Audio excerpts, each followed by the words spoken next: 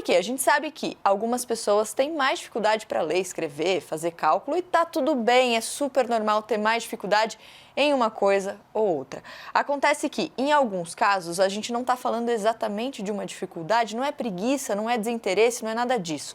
A gente está falando de um transtorno específico de aprendizagem. Isso acontece porque, nesses casos, o cérebro funciona de um jeito diferente e esses distúrbios podem comprometer bastante o desempenho escolar das crianças, dos jovens. Muitas vezes eles passam a infância e a adolescência lidando com isso, lidando com rótulos, quando na verdade só precisam de um diagnóstico, de um tratamento adequado.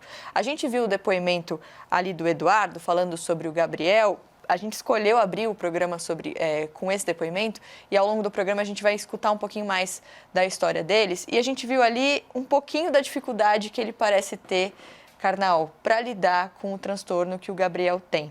Qual é o papel da escola, dos professores também nessa rede de apoio? Bom, a primeira questão importante, Mari, eu fui professor há muito tempo de ensino médio, um pouco menos de ensino fundamental, estudei psicologia da educação bastante, não patologizar as coisas, as pessoas são diferentes. A criança não está prestando atenção na matéria. Primeira hipótese, a matéria é muito chata. A matéria é insuportável, não tem interesse nem para o professor. Essa criança pode ser a única saudável, porque ela não está fingindo. As outras, diria meu amigo Rubem Alves, elas estão todas fingindo interesse. Ela está dizendo, isso aqui é insuportável. Segundo, ritmos de aprendizado. Gente especialista do século XVII, como Comênios, diziam, todos podem aprender, cada um num ritmo e de um jeito. E terceiro lugar, diferenças cerebrais. Então, alguém que é distraído pode ser muito criativo. Alguém que é inquieto pode ser muito bom em outra área. Então, sim, em primeiro lugar, eu, professor, não sou psiquiatra, mas eu tenho que ter um treinamento para saber, por exemplo, que um aluno que tem dificuldade com dígrafo pode ter dislexia. Eu não sou psiquiatra, mas eu estou percebendo que ele não consegue escrever LH, os SS, todos aqueles sons que tem mais de uma letra para o mesmo som. Então, eu vou remetê-lo a um especialista. O aluno está olhando assim, ele pode ter hipermetropia, pode ter astigmatismo. Então, eu não sou oftalmo, mas eu vejo que um aluno com 8 anos de idade não está conseguindo ler, não pode ser cansaço de vista, né? Ele vai ter algum problema. Então, todas essas questões, o professor é a primeira autoridade junto a um ser humano. Então, ele vai indicar para os pais. Tenho notado isso, seria bom consultar um especialista, como fizeram no caso do Gabriel, né? Eles indicaram para os pais que havia uma questão. Alguém que não conta de 1 a 10, depois de algumas tentativas, pode ter um problema.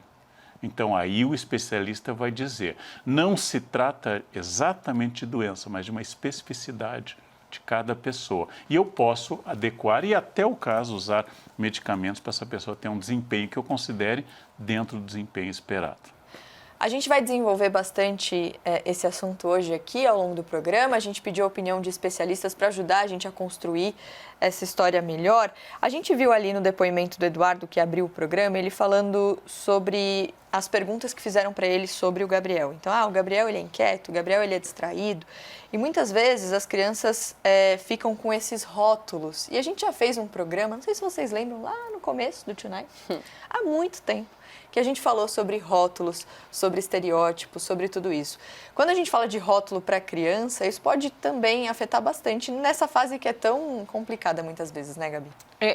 Com certeza, os rótulos podem atrapalhar todas as pessoas que se desviam daquilo que é considerado um padrão. Eu acho que a gente precisa pensar sobre o valor que tem um pai como o Eduardo, que deu o depoimento aqui, lidar com esses rótulos atribuídos à criança e permitir a essa criança, ao Gabriel, que ele tenha uma vida melhor. Enquanto o Karnal falava sobre especificidades, eu fiquei pensando que a gente precisa reconhecer valor na singularidade.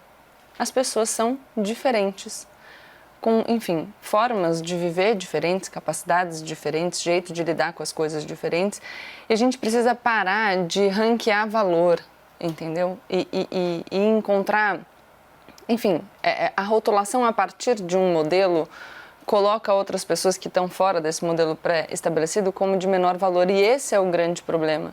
E muitas vezes, por que eu falo isso? Muitas vezes os pais que começam a lidar com algumas dessas características em relação aos filhos se frustram porque é vendida uma ideia sobre a qual o Karnal já falou bastante aqui, de que todas as crianças devem ser geniais, de que todas as crianças devem ter qualidades excepcionais. E a gente precisa fugir um pouco disso, porque imagina se o Eduardo, diante dessas perguntas, se negasse a olhar para o próprio filho e reconhecer nele essas características. Por essa negação, o Gabriel teria uma vida mais difícil, não teria a possibilidade de, enfim, ter o tratamento adequado e viver melhor. Então, o Karnal fala que, como professor, ele diz, eu não sou especialista, mas eu preciso ter a capacidade de olhar para o meu aluno e perceber se ele está tendo uma dificuldade com o dígrafo, ou se ele está fazendo força para enxergar o que eu estou escrevendo na lousa, na época que tinha lousa,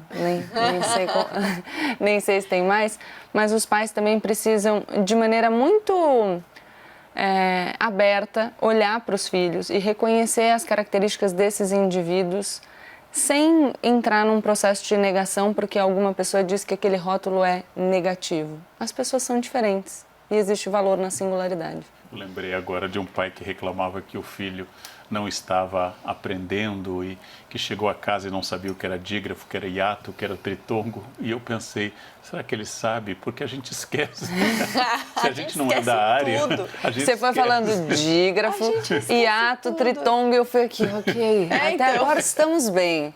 E aí Espero não chegarmos nas fórmulas matemáticas. Exatamente, se passar para Aí cálculo, uma aí pessoa confunde. que você gosta muito também, o Rubem Alves, ele sempre lembra, vamos reunir numa sala o elefante, uma borboleta, um cisne e vamos reunir um tigre. A primeira aula é voo. O elefante não está se esforçando, mas na aula de natação, ou seja, eu submeto a uma régua comum, pessoas muito diferentes, e vou dizer que nessa escola, como diz Rubem Alves, apenas o pato é aprovado, porque ele voa mais ou menos, anda mais ou menos e nada mais ou menos. Exato. E ele tem todas as habilidades esperadas de um bom pato, esforçado. E Eu muitas preciso vezes reconhecer. você deixa de desenvolver o que a criança tem de melhor, porque Exato, você porque você não quer identificou enquadrar isso. num padrão.